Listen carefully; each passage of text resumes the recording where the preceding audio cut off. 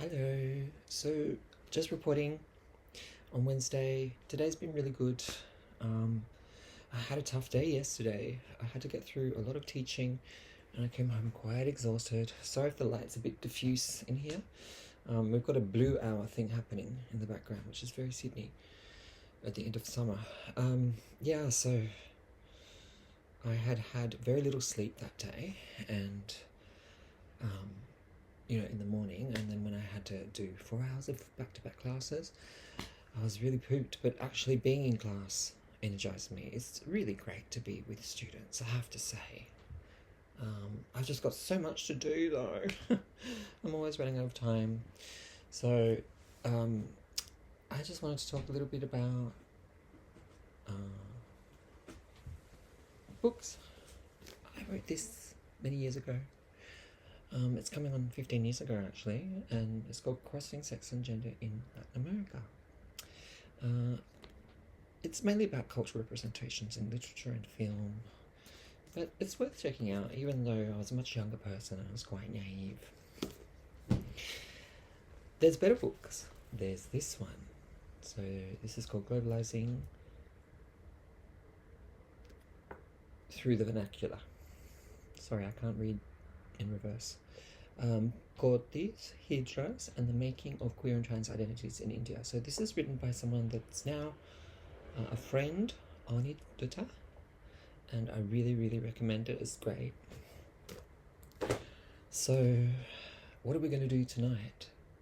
We had some Japanese food already, and we're going to go and see the film by Leigh called Hard Truths. And this one appeals to me because it deals with mental health. And a lot of what I'm dealing with now is mental health aid and response for when people are facing mental health problems, or maybe crises in their lives as well. These things aren't foreign to me by any means, or people that are close to me. But in particular, the mental health aid course that I did is good for responding in workplaces, and will also feed into the training that I'm doing with an organisation in Parramatta. So there's a lot to do, as I said. I'm going to try to turn a corner and get on top of things, but meanwhile I have to look after my own stuff and getting documents in order for the legal process of my gender markers and stuff like that. That's going to take a while, and I have to find my birth certificate and so much. But we get free legal advice from the inner city legal clinic, which is great for a range of purposes. I got my hair done. It's shorter. It's not a pixie cut like my mum liked getting pixie cuts, but it's still quite short, and I don't mind having short hair. My mum always did, except as a younger woman. And then for a few years in her 70s she grew her hair, but she definitely liked rocking the pixie cut. But this one is just the hairdresser went in and thinned it out and trimmed it back, and especially the back's really good. Gave it some structure.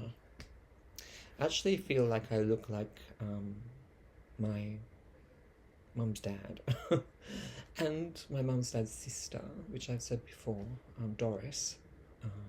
So Doris immigrated to Australia, unfortunately died as a young woman not long after getting married.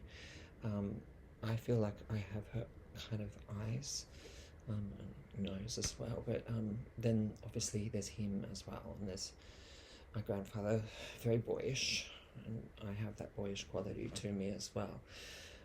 I think a lot of the time that when you're in transition, people have all sorts of ideas about what that involves, right? And what you're supposedly to become. And they might have their idea of a man or a woman, and you're supposed to be living up to some of those norms. But a lot of men and women themselves, cis men and women, express their gender in a multitude of ways, and so there is no one set line. Like I'm fiddling with my hair now. And so I don't mind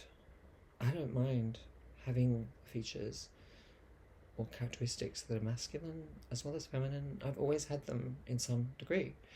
But as I said to a friend today,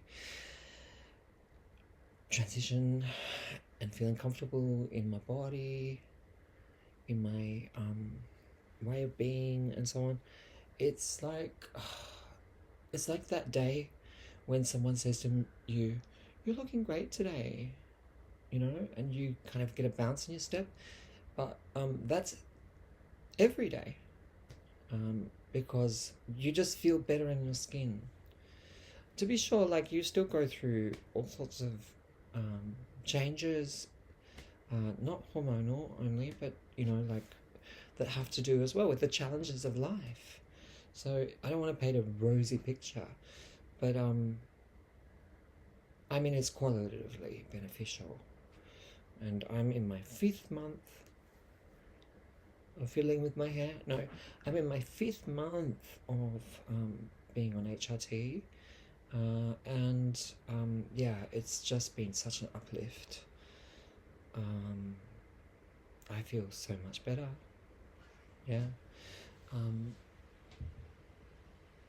You know, like, it doesn't wave like a magical wand any challenges and pressures and psychological struggles that an individual can have, but it definitely lifts a cloud and a heavy weight. It sort of lightens everything, and it's that uplift feeling. You know, like, I actually feel every day good to be me. It's like I actually like being alive. That's the qualitative difference. With all the messiness of life, but I still like it, you know. So we're going to be talking about, obviously, the film later on. I'll make a little video about hard choices. Sorry, that's actually a Hillary Clinton memoir. That was a bit of a slip of the tongue. I'm not a Hillary fan, really. Hard Truths by Leigh. There's nothing like a little bit of humour in the slip-ups, so when I make videos, I don't plan them.